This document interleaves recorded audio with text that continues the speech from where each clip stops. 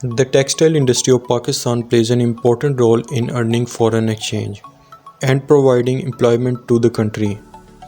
Textile having greatest share, roughly 52% in the total export of country, it accounts for nearly 40% of the total manufacturing labor force, employing approximately 3 million people directly and 9 million people indirectly, and contributes 46% of the total manufacturing output of the country.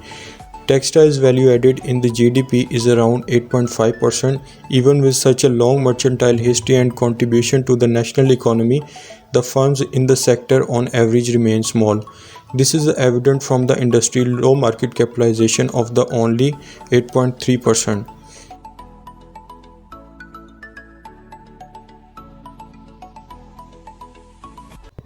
Pakistan textile industry ranks among the top of the world in cotton-based textiles. The availability of cheap labor and basic raw cotton as raw material for textile has played the principal role in the growth of cotton textile industry in Pakistan. The textile industry is often considered the backbone of Islamic Republic of Pakistan economy. The Pakistan textile industry is the fourth largest cotton producer, sixth largest importer of raw cotton, and third largest consumer in the world.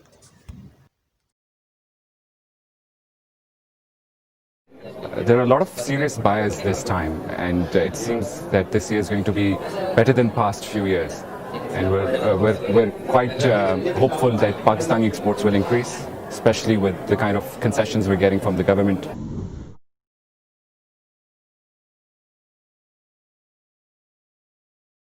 I think the government should give us a level playing field, a competitive environment, make our life easier rather than harder. I think that's all we need from the government. The rest we can do ourselves, even better than the government.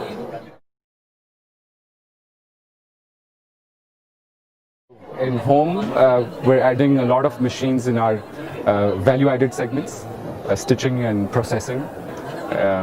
Spinning is also constantly upgraded.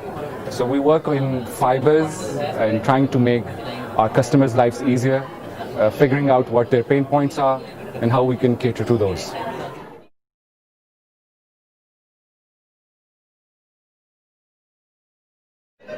Technical textiles is a different ball game altogether. I believe Pakistan has a long way to go before we can make any impact in the technical textile field.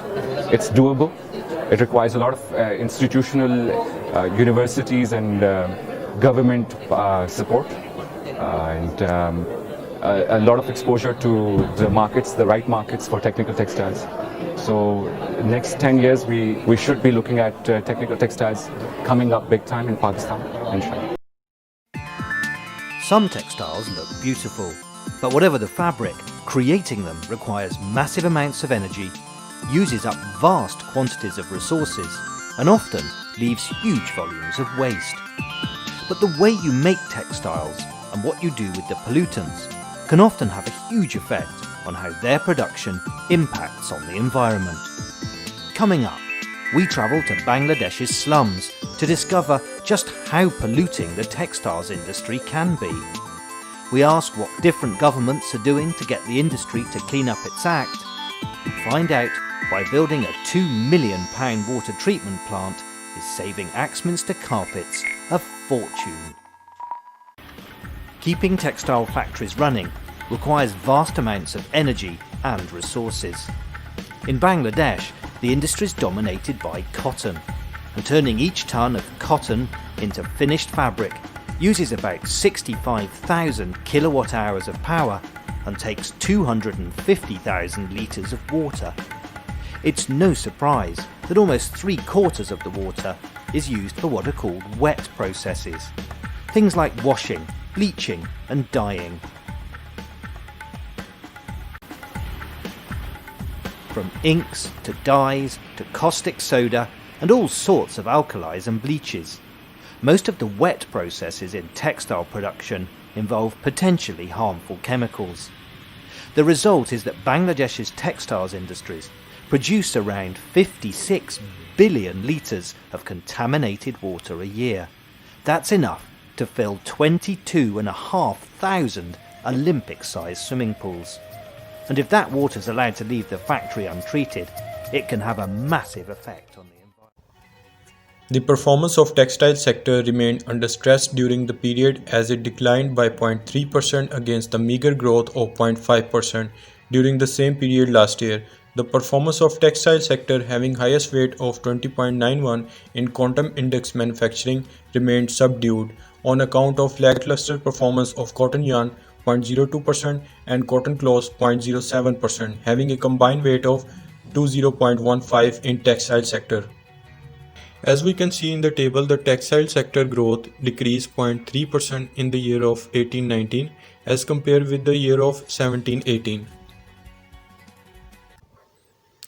Pakistan is the eighth largest exporter of textile products in Asia. 5% of the total textile companies are listed on the stock exchange. The abundance of raw material is a big advantage for Pakistan due to its beneficial impact on the cost and operational lead time. Textile products have maintained on average share of about 59% in national exports. As we can see in the table, the total textile export of Pakistan in the year of 2013 was 25 billion US dollars and it decreased to 18 billion US dollars in the year of 1819. Both environmental problems and problems related to economic growth. It is relevant for the textile industry. Let me give you some details about textiles. On the one hand, clothing is a basic human need like shelter and food. On the other hand, there is a huge overconsumption of apparel in industrialized countries. Most people buy more clothing than they actually need. As a result, an increasing amount of textiles is disposed of. There is a great variety of fiber materials. One can distinguish between natural and man-made fibers. Natural fibers are generated by nature, such as cotton. Man-made fibers are produced by technical processes. It is important to note that the term man-made refers to the fiber production process, but not to the fiber material. Man-made fibers can consist of natural polymers, for instance, cellulose, but also of synthetic polymers such as polyester or polyamide. Over the last decades, there was a strong increase in fiber production. In 1970, fiber production only amounted to 25 million tons. Currently, fiber production reached almost 100 million tons. This growth is mainly based on two reasons. On the one hand, the per capita consumption is increasing. On the other hand, textiles are a basic human need, and due to a massive population growth, fiber production is also increasing. Both factors together reflect the strong increase. Challenges facing by the textile sector of Pakistan. First challenge is energy crisis in Pakistan. Second is gas shortage increasing in Pakistan which affecting textile sector. Third one is the unemployment rate increasing in Pakistan. Fourth is the technology advancement required in the sector of textile. Fifth one is the export performance of the industry is not up to the mark. And sixth one is the lack of new investment in the sector of textile.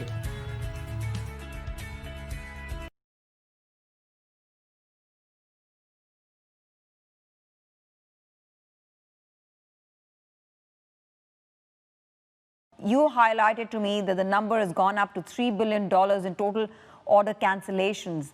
Give us some more context to how badly is the industry hit and what sort of solution are you working with right now? It's been very hard dealing with all the emergencies because we've been facing cancellations every day on almost a minute-to-minute basis.